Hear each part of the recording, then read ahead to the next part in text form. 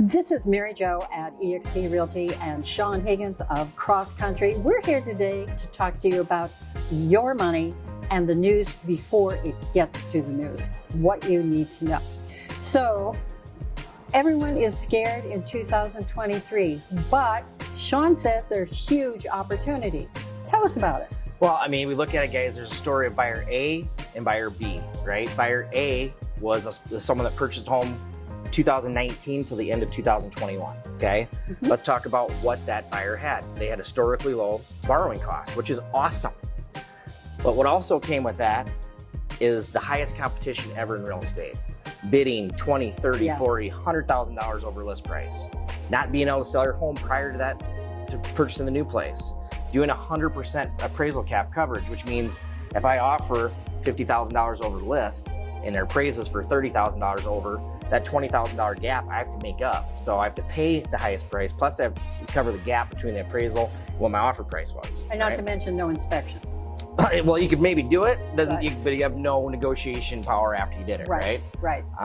This year was, or 2022 was really tough for buyers. Yeah. And very risky.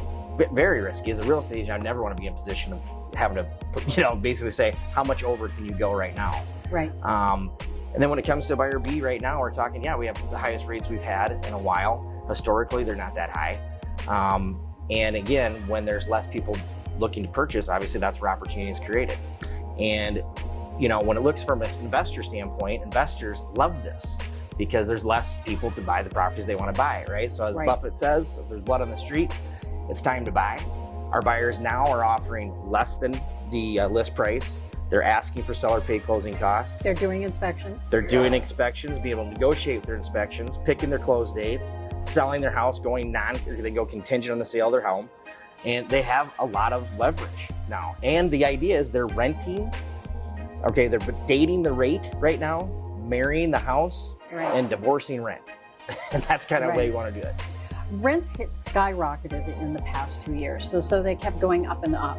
The city of Minneapolis put in 4,000, not the city, but builders built 4,000 units in 2022, and another 3,000 are coming in. So at some point, right now we've got about a 6% vacancy in rentals, and just a little creep down from what they were.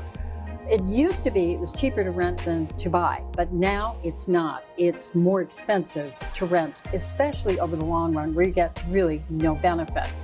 So as much as it sounds scary, this is a really opportune. I've already gotten calls from maybe 3-4 investors looking for off-market properties. And I think there's going to be a lot of off-market this year, private sales. So if you're at all interested, it's good to get on board and start looking now because spring is the heaviest market. Yeah, and then the one thing I'd add to that too is we always hear people say we're going to wait, right? We had people in 18 say they're going to wait, in 19 they're going to wait, in 20 they're going to wait, right? And if you're looking at the research, because I think right now you have to be a data-driven mortgage advisory and real estate agent when it comes to educating people on what this market's going to look like. Yeah, we are going to see a slow decline in purchase prices probably in the next quarter, maybe the following quarter after that. But after that, Redfin, CoreLogic, Zillow, all the major data people are predicting in 2024 prices will continue to go up again. So if you're going to wait, don't wait that much longer if it comes to price. From my personal experience, I had a client, we were buying a house. This is a while ago in a previous boom. And they said, no, this is overpriced and my loan is bad. And my friend said they got this and that, we're going to wait.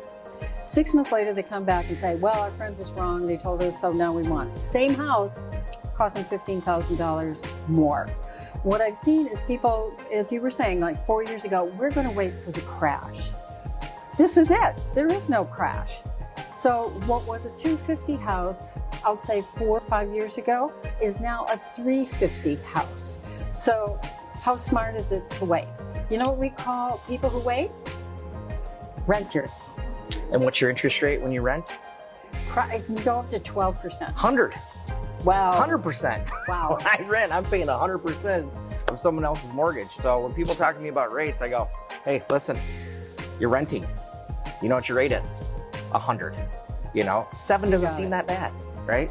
So when you want to talk to either one of us about your money, You can call Shaun or you can call me, and we'll set you up for your future. Thanks for watching. Stay tuned for the next one.